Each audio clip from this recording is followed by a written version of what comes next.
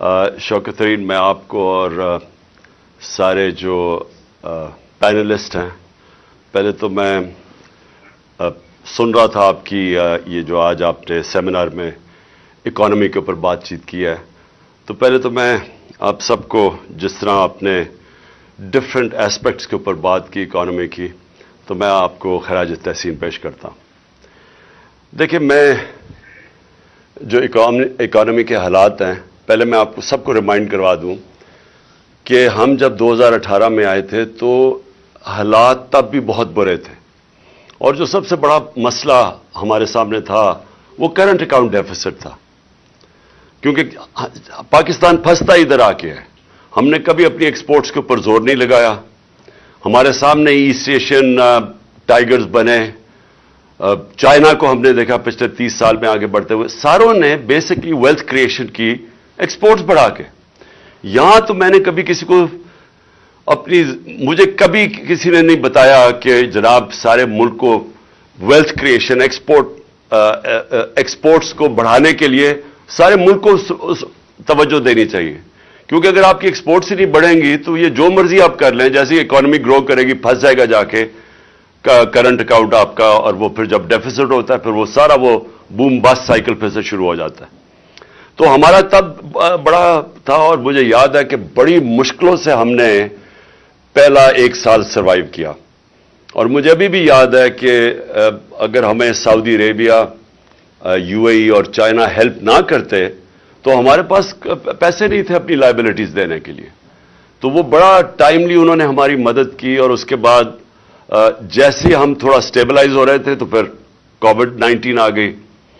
تو کرونا کا میں صرف آپ سب کو کہنا چاہتا ہوں کہ وہ بھی ایک بہت بڑا کرائسس تھا دنیا کے اندر۔ آپ جب دیکھ رہے ہیں کہ کیسے لوگوں نے کوپ کیا ہے کووڈ-19 سے، تو جو ہمارا اس وقت تھا وہ ہمارا ایک بہت ہی بڑا ڈائلیما تھا سامنے، کہ اگر ہم لاک ڈاؤن لگا دیتے، جو اس وقت میرے اوپر ساری دنیا سے، یعنی ملک سے پریشر تھا لیکن ساری دنیا میں دیکھ رہے تھے کہ اٹلی، اسپین اور پھر انگلینڈ کے اوپر لاک ڈاؤنز لگ رہے تھے، تو مجھے سارے زور لگا رہے تھے کہ جی آپ بھی لاک ڈاؤن لگائیں، اور بڑی تنقید ہوئی میرے پہ۔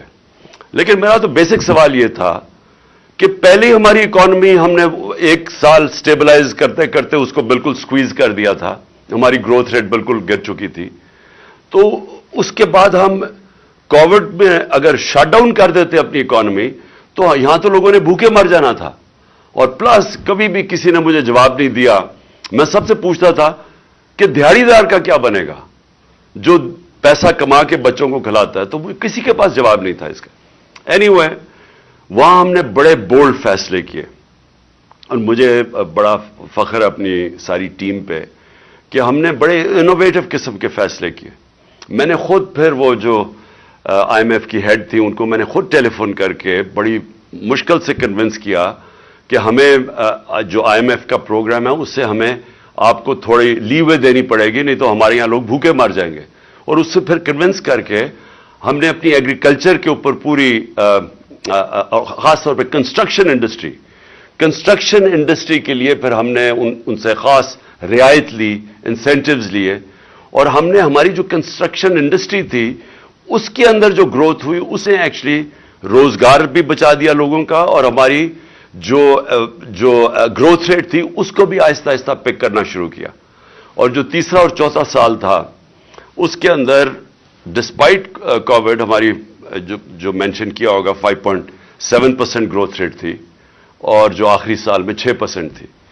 تو ہم ایک بڑے یعنی ڈبل کرائسس سے نکلے تھے، ایک تو پہلے ہی ہمارا جو میسو کرنٹ اکاؤنٹ ڈیفیسٹ تھا، اور دوسرا کووڈ کا جو مسئلے آئے۔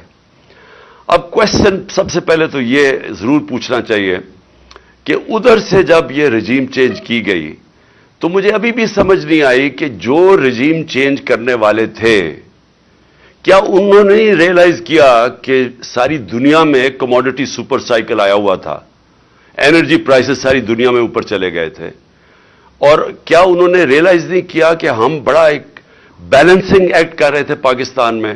ہر روز میں جب آفس جاتا تھا تو سب سے پہلے ہماری ہوتی تھی کہ ہمارے ریزروز کا کیا حالات ہیں، ہماری ایکسپورٹس بڑھ رہی ہیں، یعنی خوف یہ ہوتا تھا کہ ہم اپنے اس کو کرنٹ اکاؤنٹ ڈیفیسٹ کو کنٹرول کریں، کیونکہ تیل کی قیمت $100 سے اوپر چلی گئی تھی. لیکن جنہوں نے جب یہ ہمیں پتا چلا کہ سازش ہو رہی ہے، تو میں نے خود اور پھر میں نے شوکت ترین کو بھیجا بتانے کے لیے نیوٹرلز کو کہ دیکھیں اگر آپ جو واقعی کہہ رہے ہیں آپ نیوٹرل رہیں گے اور اس سازش میں، تو یہ کنٹرول نہیں ہوگی اکانومی کسی سے. یہ اس کا جو امپیکٹ پڑے گا پولیٹیکل ڈی اسٹیبلائزیشن کا، تو اس کا ڈائریکٹ امپیکٹ آپ کی اکانومی پہ پڑے گا، اور وہ آگے فریجائل قسم کا بیلنس ہے اور ساری دنیا میں ایشوز ہیں. تو یہ جو اکنامک مینیجرز جن کو ہماری جگہ لایا جا رہا ہے، ان کا تو ٹریک ریکارڈ 30 سال کا ہے.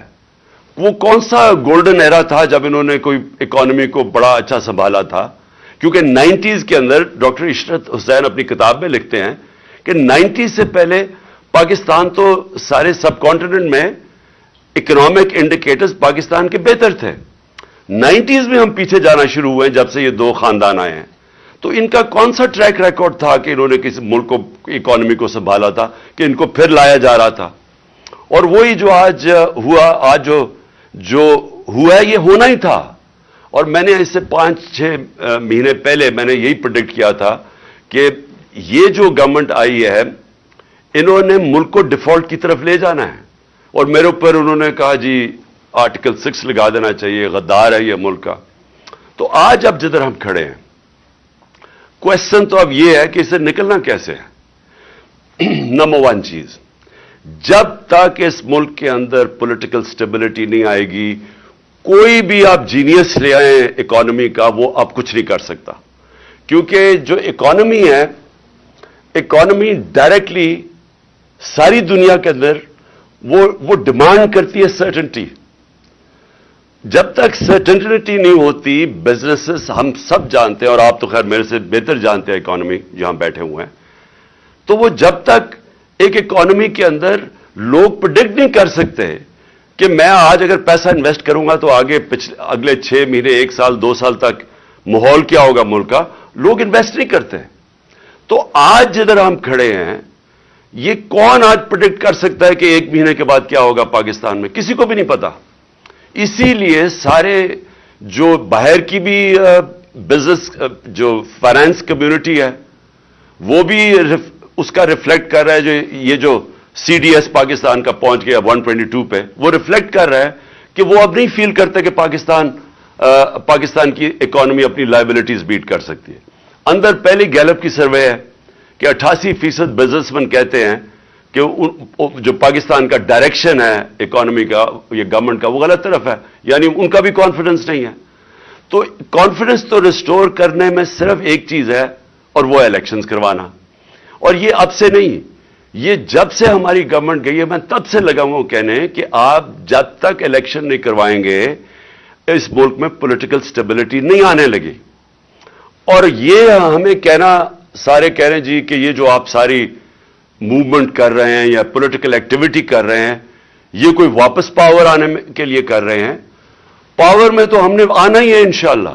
وہ تو آپ جو حالات یہ گورنمنٹ نے کر دیا ہے، ہمیں تو الیکشن کیمپین کرنے کی بھی ضرورت نہیں ہے. جو اس وقت ملک کا حال ہے اور جو اکانومی کا حال ہے، جو مہنگائی کا حال ہے، اور جو آج بزنس کمیونٹی جو شاید سمجھتی تھی کہ یہ کچھ کر دیں گے، وہ سب کو اب یہ متفق ہے کہ گورنمنٹ تو اب کچھ نہیں کر سکتی. لیکن اور جتنی دیر چلتا جائے گا ہماری پارٹی گین کر رہی ہے، اور وہ واضح ہے، چاہے بائی الیکشنز ہو چاہے اوپینین پولز ہو. لیکن مجھے جو خوف آ رہا ہے کہ یہ پاکستان کو ادھر لے جائیں گے جدھر یہ سب کے ہاتھ سے باہر نکل جائے گا. یعنی یہ ادھر نہ پہنچ جائے کہ ہمیں اتنی پیچھے دھکیل دیں کہ جو بھی گورنمنٹ آئے گی اس کے لیے بہت ہی مشکل ہو پھر یہ سچویشن کو کنٹرول کرنا.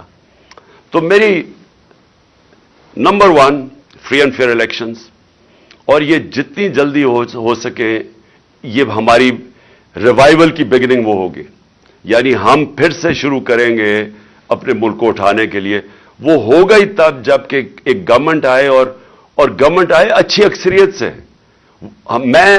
مجھے اگر کسی نے پوچھا کہ جی آپ اگر پھر سے آپ کو موقع مل جائے 2018 میں تو آپ کیا کریں گے، تو ود ہائنڈ سائٹ میں کبھی گورنمنٹ نہ لیتا، کیونکہ ایک طرف اکنامک چیلنجز بڑے تھے، دوسری طرف پاکستان کے اندر رول آف لا نہیں ہے، تو کمزور گورنمنٹ کے ساتھ تو یہ آپ کر ہی نہیں سکتے، رول آف لا ہی نہیں اسٹیبلش کر سکتے، آپ یہ اکنامک چیلنجز فائٹ کر ہی نہیں سکتے جب تک آپ کی اسٹیبل گورنمنٹ نہ ہو۔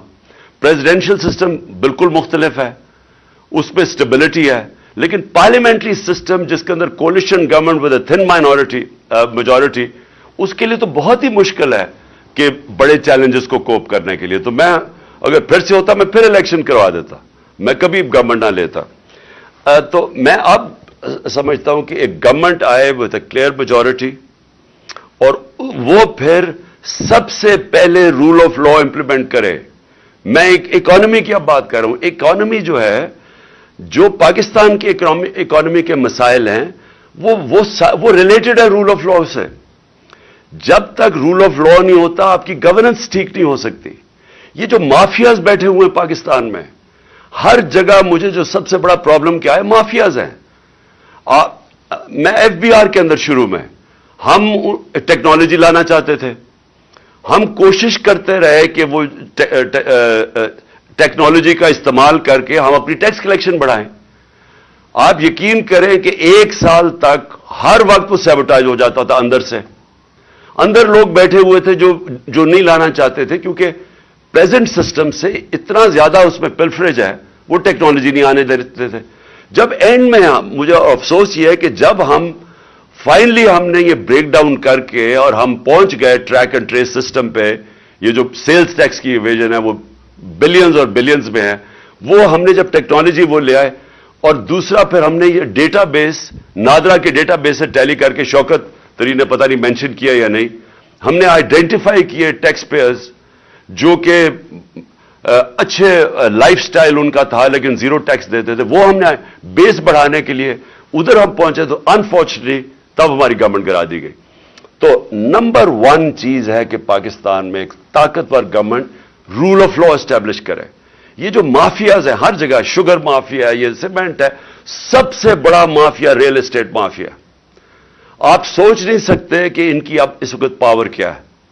اور اب میں آپ کو مثال دیتا ہوں کہ ابھی جو ریسنٹلی ہوا ہے، ہم نے ایک ایل ڈی اے والے آئے میرے پاس، انہوں نے اس کے ڈی جی نے مجھے بتایا کہ 200 ارب روپے کی زمین بیچ دی گئی ہے، یا وہ دریا کے اندر تھی، ریور بیڈ میں تھی، یا وہ اریگیشن کی، اور یا فارسٹ کی زمین، اور وہ بیچ کے پلاٹس بیچ کے پیسہ بھی باہر چلا گیا۔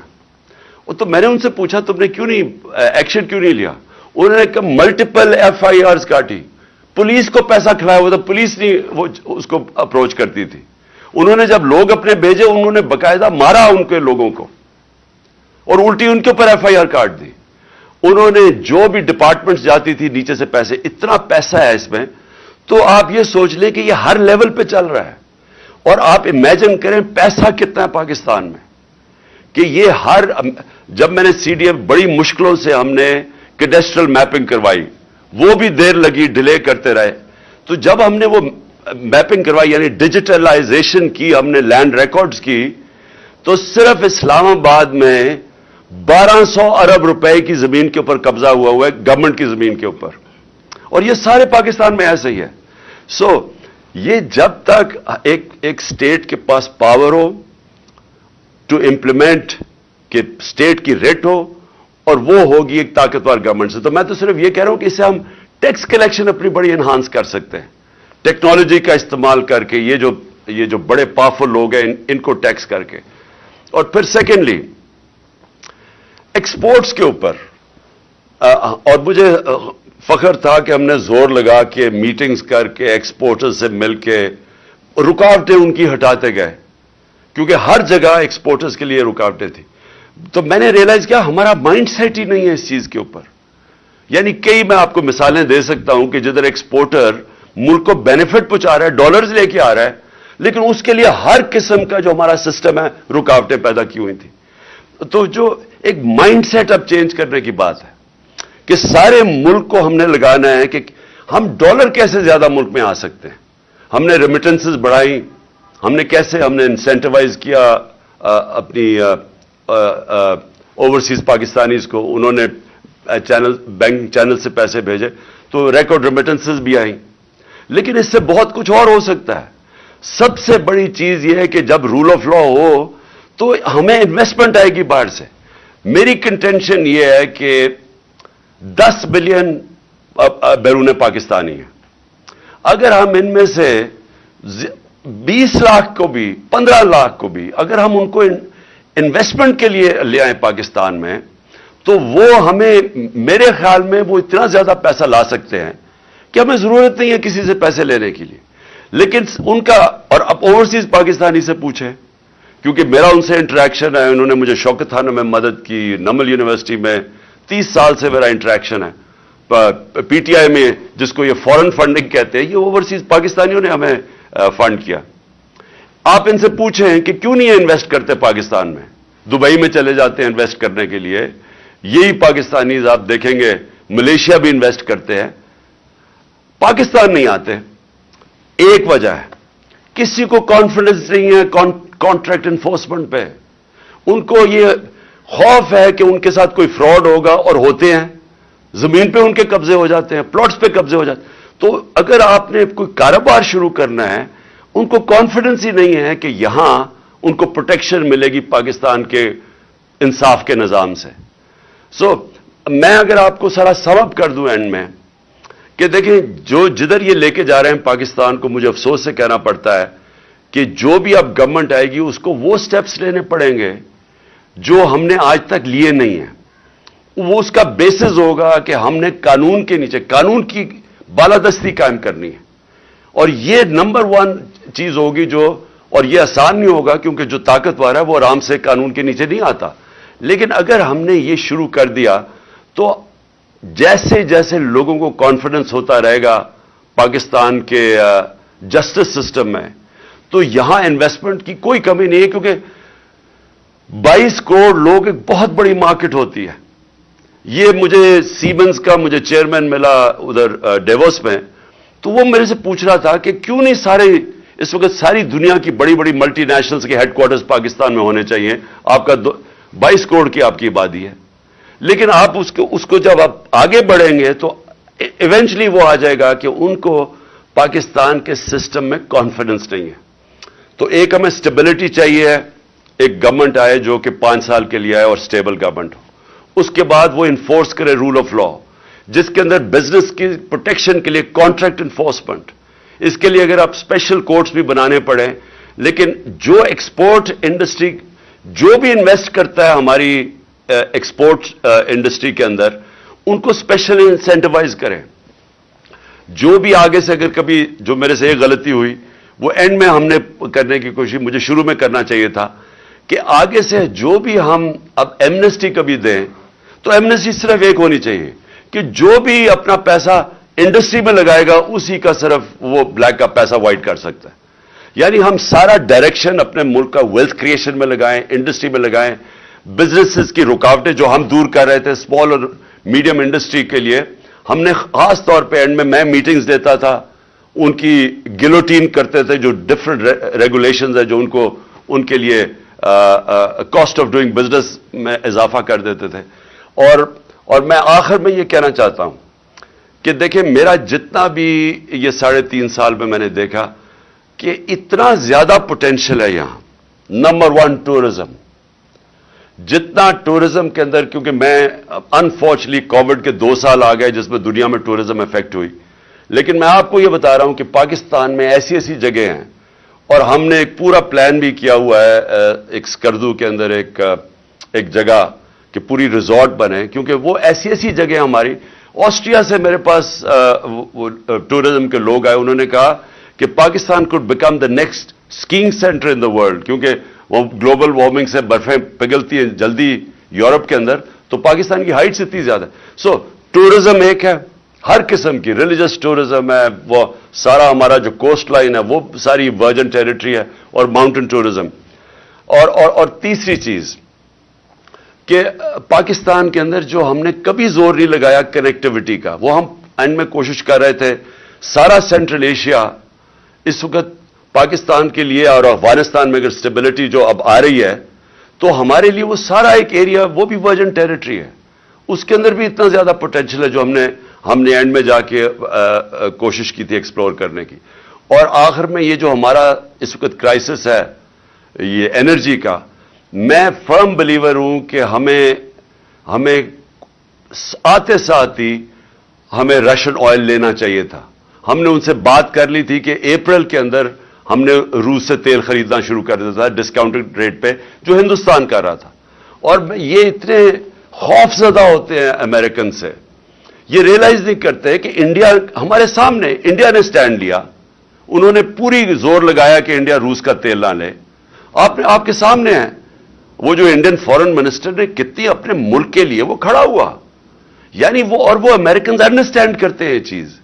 ہمارا اس وقت تقریباً 10 کروڑ لوگ ہیں جو ونربل ہیں, 5 کروڑ لوگ ہماری غربت سے لکیر سے نیچے ہیں, 5 کروڑ لوگ اوپر اتنے ہیں کہ اگر پرائس شاک آتا ہے وہ نیچے چلے جاتے ہیں. تو اس وقت جو سب سے بڑا پرابلم ہے یہ جو انرجی ڈریون انفلیشن ہے, تو ہمیں تو اس کے اوپر پورا اپنا ان کو اور میں بلیو کرتا ہوں کہ ہم کنونس کر سکتے تھے امریکنز کو, ہم کنونس کر سکتے تھے کہ ہمیں سستا تیل آنے دو. تو فائنلی میں یہ سمجھتا ہوں کہ جو چیلنجز بڑے ہیں پاکستان میں, لیکن میں یہ بھی بلیو کرتا ہوں کہ اگر ہم وہ اب سٹیپس اٹھائیں جو ہم نے ابھی تک نہیں لیے پاکستان میں, ہم نے جو کی ہے, میں پھر سے میری ساری جو زندگی کی سٹڈی ہے دنیا میں کہ امیر اور غریب ملکوں میں فرق ہی ایک ہے. امیر ملکوں کے اندر رول آف لا ہے, غریب ملکوں کے اندر انفارچونیٹلی سارے جتنے بھی غریب ملک ہیں وہ ان کے اندر طاقتور کے لیے ایک قانون ہے اور کمزور کے لیے دوسرا ہے, اور یہ واحد وجہ ہے کہ وہ غریب رہ جاتے ہیں. نائجیریا تیل کے اوپر بیٹھا ہوا ہے, غربت ہے, کیونکہ رول آف لا انڈیکس کے اوپر نائجیریا 7% ہے. سوئٹزرلینڈ وداؤٹ ریسورسز خوشحال طبقہ ہے کیونکہ 99.9% رول آف لا ہے. ساری ویسٹرن ڈیموکریسیز 90% سے زیادہ ہیں. تقریباً ساری مسلمان دنیا 20% سے کم ہے اور پاکستان 10% سے کم ہے. تو جب تک یہ جو اصل ایشو ہے, خوشحالی آتی ہے رول آف لا کے بعد, انصاف ہوتا ہے تو خوشحالی آتی ہے. یہ جو کہ دنیا کے ایکسپیرئنس میں ثابت ہو گیا. اور میں بھی یہ سمجھتا ہوں کہ ہمیں اگر اللہ نے موقع دیا تو جو سب سے امپورٹنٹ چیز ہے ہم نے اسٹرینگتھن کرنا ہے اپنا انصاف کا نظام. Thank you.